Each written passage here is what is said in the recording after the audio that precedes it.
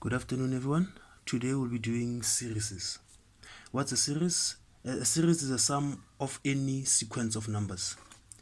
The symbol for a series is Sn, which is a symbol for the sum of the first n terms of a sequence. So Sn is equals to first term plus second term plus third term up until the final term.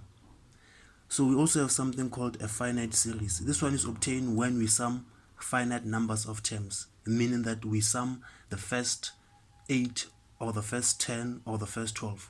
We do not sum up until infinity. Example, we have a sequence here. It's 1, 4, 9, 12, 25, 36, 49. The sum of the first 4 terms is S4. So it's going to be 1 plus 4 plus 9 plus 16, which gives us 30. So here we are only summing 4 terms. So we are summing a finite number of terms. So this is an example of a finite series.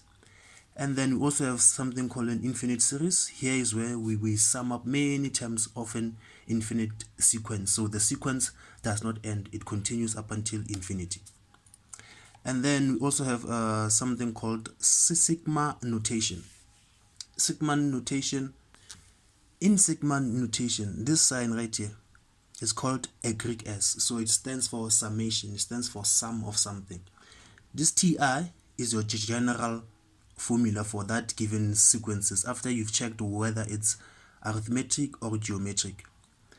And then this Tm plus 1 are your terms. So which terms of that sequence you are summing up.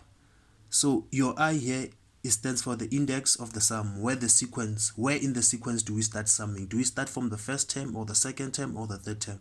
That is represented by this I here. And then the M is the start index and is shown below this summation sign. So it's where we start. It is the start index. So if I is equals to 3, it means that we'll start summing from the third term in that sequence. The N is your end index. Where does the summation end?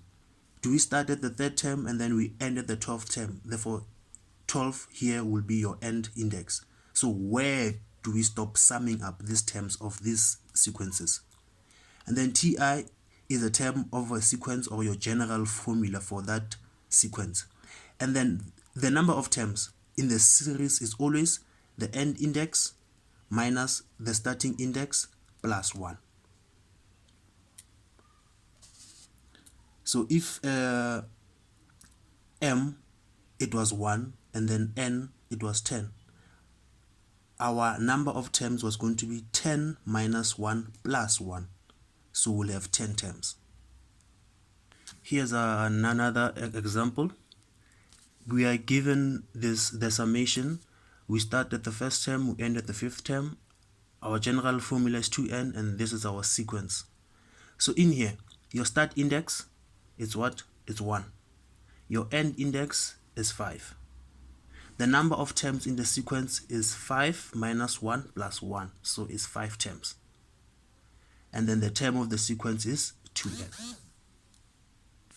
But then also another thing, if your I is 1, it means we start the summation from the first term of the sequence. So we can also write Sn instead of using this sigma notation.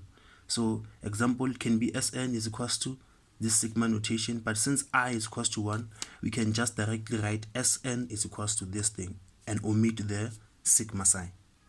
Let's look at this next example. It says expand the sequence and find the value of the series. We were given this sigma notation, the summation starting at the first term, ending at the 6th term of this sequence. Firstly, you calculate the number of terms, which is what? End term, 6, minus start term, 1 plus 1. So you have what? 6 terms.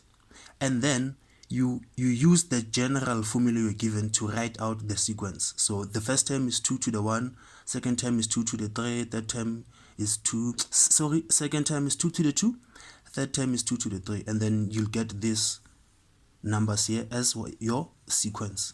So you have expanded the sequence. Now you have to find the summation. So the constant ratio of the two between consecutive terms is what? Is your R. So 4 over 2 is 2, 8 over 4 is 2, so your R is 2. So then now you can sum them up manually. Since you have expanded the sequence here, you can sum up the first 6 terms manually. So it's going to be 2 plus 4 plus 8 plus 16 plus 32 plus 64, and then you get your S6 summation to be 126. Thank you.